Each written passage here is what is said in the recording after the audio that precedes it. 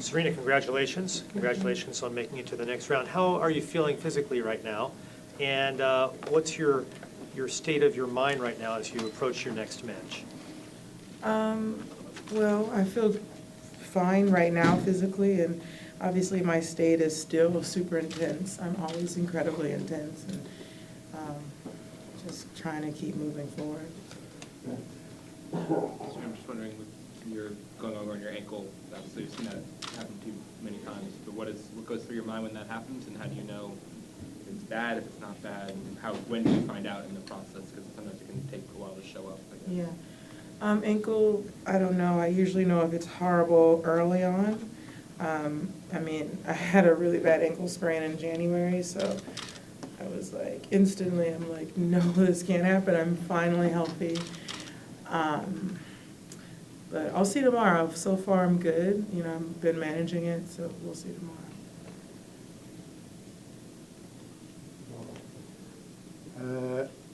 I'd like to know if you saw or if you heard of what happened last night between Osaka and Gauff, with Osaka asking to Gauff to join her and so on.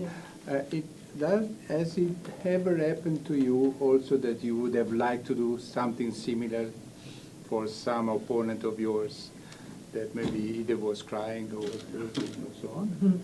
Yeah, I thought it was so sweet and so amazing, and generally I try to be really sweet after the match. And I mean, last year, obviously, I was comforting Osaka. She was comforting me. So there's been many a time that I've been extremely outgoing towards my opponent, because at the end of the day, we're all human, and we see each other sometimes more than I see my family.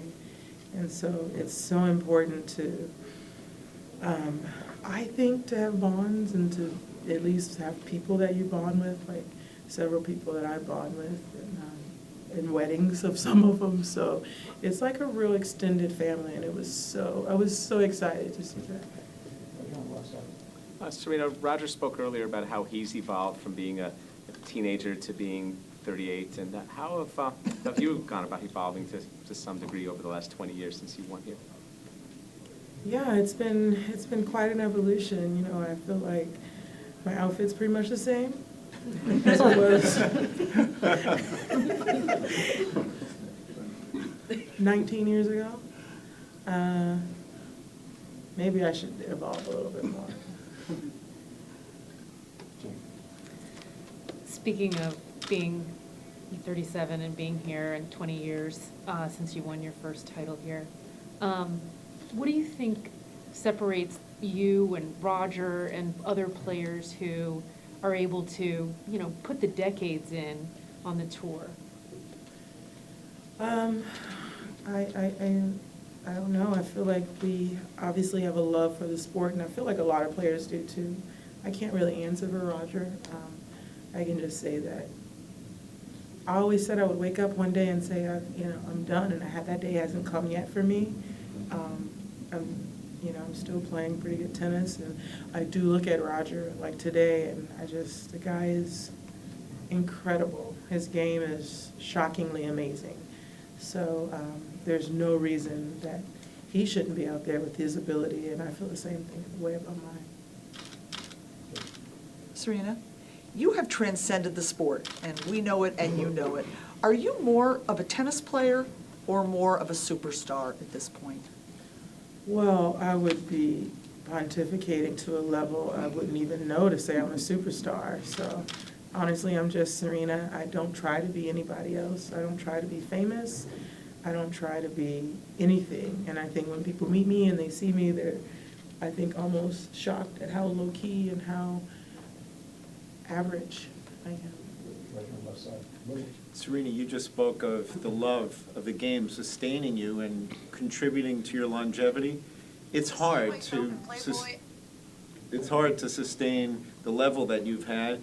What do you love most about sustaining that level and going out there all the time to put in the work to be as good as you are? Honestly, simply, I like the wins most. That's it. I think I do that for me, and that's what I like most. Serena, the second and third seeds in your side of the draw. They both lost today. Do you look at that as like maybe a better road for you, or can you not afford to look at it that way? I can't afford to look at it that way. Every single match I've played, people come and they're playing their best. And, you know, the women that I play are not generally playing at this level against other players in the locker room. So for me, I have to be the greatest, whether it's against the second seed, the number 1 seed, or the number 80th player in the world. I have to show up, or else I'm going to go home.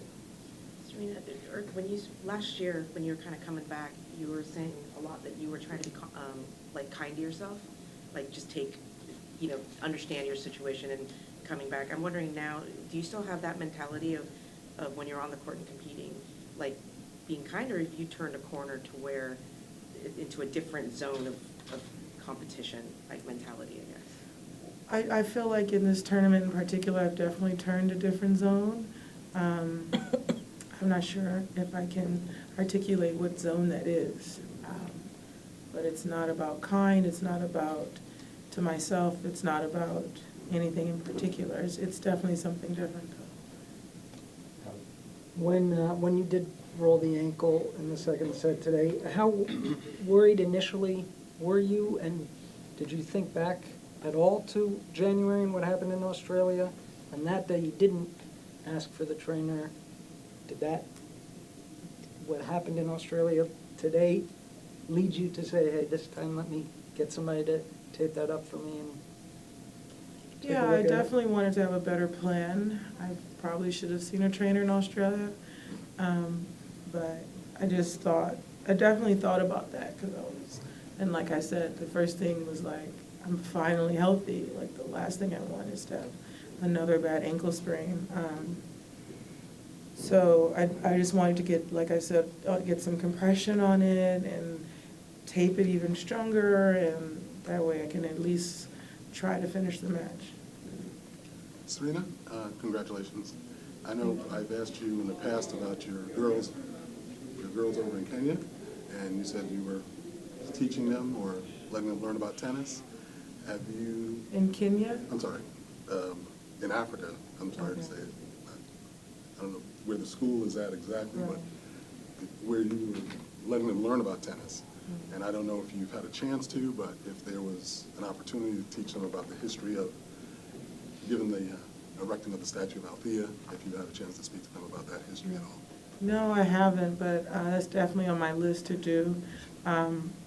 You know, I don't know if I have time to do it when my career is still going, but I definitely want to continue that legacy and of knowledge and continue that in the future, mostly probably when I'm not playing, because it's just, the schedule is really rigorous. Two more questions here. Serena, you obviously had some serious health issues yourself. Can I ask you, how does it make you feel to watch your good friend Caroline struggle with her arthritis? How do you think she handles it, and how can you encourage her?